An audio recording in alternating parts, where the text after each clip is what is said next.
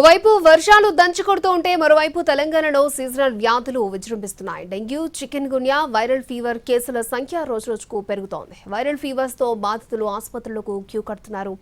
Hyderabad fever ఆసుపత్రికి ప్రతిరోజు 1100 మందికి పైగా అవుట్ పేషెంట్లు వస్తున్నారు. అటు గాంధీ ఉస్మానియా ఆసుపత్రులకు కూడా నిత్యం వేల సంఖ్యలో రోగులు వస్తున్నారు. జ్వరాలు, ఒళ్ళు నొప్పులతో వందల మంది బాధితులు అడ్మిట్ అవుతున్నారు. వర్షాకాలంలో తగిన జాగ్రత్తలు తీసుకోవాలని వైద్యులు సూచిస్తున్నారు. ఫీవర్ ఆసుపత్రికి ప్రతిరోజు 1100 మంది పేషెంట్స్ వస్తున్నారు. ఇటు గాంధీ ఉస్మానియాలో కూడా అదేవిధంగా సిచ్యువేషన్ ఉన్నట్టు తెలుస్తోంది. పూర్తి డీటెయిల్స్ మా ప్రతినిధి రాధిక అందిస్తారు. తెలంగాణ రాష్ట్రంలో ఎడతెరిపి లేకుండా కురుస్తున్న వర్షాలకు సీజనల్ ఫీవర్స్ విజృంభిస్తున్నాయి. రాష్ట్ర వ్యాప్తంగా చలి, జ్వరం, ఇతర వైరల్ ఫీవర్స్, అట్లాగే డయేరియా కేసెస్, ముఖ్యంగా వర్షాకాలం కావడంతో శ్వాసకోశ సంబంధిత వ్యాధులు ఎక్కువగా స్ప్రెడ్ అవుతున్నట్టుగా వైద్యులు చెప్తున్నారు. ప్రస్తుతం మనం ఫీవర్ హాస్పిటల్లో ఉన్నాము. ఇక్కడ ఒకసారి మనం విజువల్స్లో చూస్తే క్లియర్గా అర్థమవుతుంది. విపరీతమైన క్యూ లైన్స్ మనకి ఇక్కడ రోజువారీ దాదాపుగా 300-400 ఓపీ ఉండే ఫీవర్ హాస్పిటల్ దాదాపుగా 1100కు పైగా ఇటు ఓపీ నమోదవుతున్నట్టుగా వైద్యులు చెప్తున్నారు. ఒకసారి విజువల్లో కూడా చూద్దాము.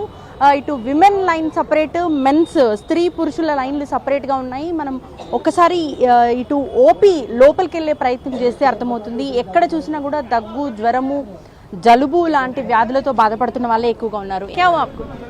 बुखार आया कब से? बहुत कैसा देख रहे हैं यहाँ पे?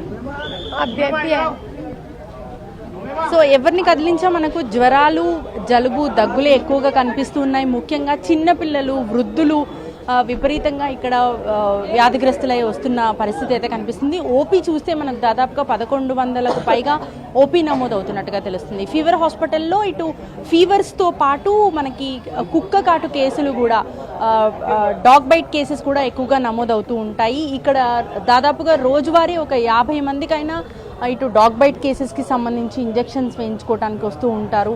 సో ఇక్కడ జ్వరాలు, ముఖ్యంగా డెంగ్యూ, మలేరియా, టైఫాయిడ్తో పాటు ఇతర రెస్పిరేటరీ ఇష్యూస్తో బాధపడుతున్న వాళ్ళ సంఖ్య కూడా ఎక్కువగా వస్తున్నట్టుగా ఇటు అధికారులు చెప్తున్నారు. ఒకసారి వైద్యులతో కూడా మాట్లాడించే ప్రయత్నం చేద్దాము. ఎక్కడ చూసినా మనకి ఇటు జ్వరాల సంఖ్య అనేది రోజు రోజుకి విపరీతంగా పెరుగుతున్నట్టుగా వైద్యులు చెప్తున్నారు. రిజిస్ట్రేషన్ దగ్గర చూస్తే మనకి ఎప్పుడు చూసినా కూడా చాలా క్రౌడ్తో మనకి ఇక్కడ జనాలు అయితే కనిపిస్తూ ఉన్నారు. రిజిస్ట్రేషన్ బయట కూడా కౌంటర్స్ ఓపెన్ చేసి, ఒకవైపు వర్షాలు వస్తున్న క్రమంలో షెడ్ కింద ఉన్నా కూడా ఇటు లోపల కౌంటర్స్తో సరిపోక ఆన్లైన్ ఎన్రోల్మెంట్ కాబట్టి పూర్తిగా సో కొంత సమయం అయితే పడుతుంది. సో ఓపీ సంఖ్య కూడా మనకి ఇటు ఆన్లైన్ రిజిస్ట్రేషన్ జరుగుతుంది, దాంట్లో కూడా మనకి ఎక్కువగా కనిపిస్తుంది. ఇక్కడ చిన్న చిన్న పిల్లల్ని కూడా తీసుకొచ్చి ఈ జ్వరాలకు సంబంధించిన ట్రీట్మెంట్ అయితే చేయించడానికి ఇక్కడికి వస్తూ ఉన్నారు. ఎవరిని కదిలించినా మనకు జ్వరాలు, దగ్గు. ఏమైందండి మేడం? జ్వరం, దగ్గు మేడం.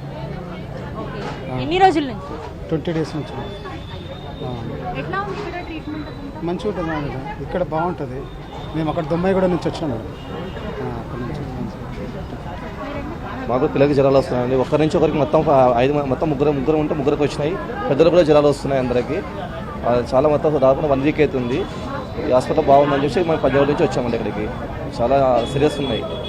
దగ్గు ఫస్ట్, తర్వాత జలుబు వస్తుంది, ఇంకా ఫీవర్ ఎక్కువ అవుతున్నాయి. అసలు తగ్గట్లేదు, ఫుల్ ఫీవర్. మనకి ఇక్కడ విజువల్లో చూస్తే కూడా అర్థమవుతుంది. ఇటు బాడీ పెయిన్స్, జ్వరము, దగ్గు, జలుబు, రెస్పిరేటరీ ఇష్యూస్తో కూడా మనకి ఇక్కడ ఎక్కువగా నమోదు జరుగుతున్నట్టుగా ఇటు అధికారులు చెప్తున్నారు. మనకి ఏ కౌంటర్ చూసినా కూడా ఫుల్గా మనకి కనిపిస్తోంది.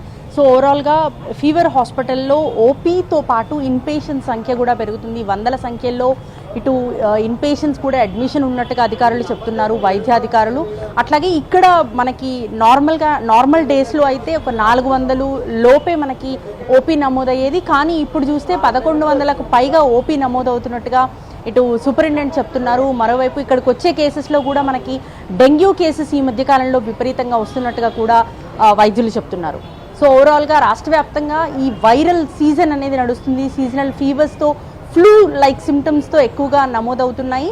అట్లాగే రెస్పిరేటరీ ఇష్యూస్ కూడా ఎక్కువగా నమోదవుతున్నట్టుగా వైద్యాధికారులు చెప్తున్నారు. కెమెరా పర్సన్ రతన్తో రాధిక, NTV, హైదరాబాద్.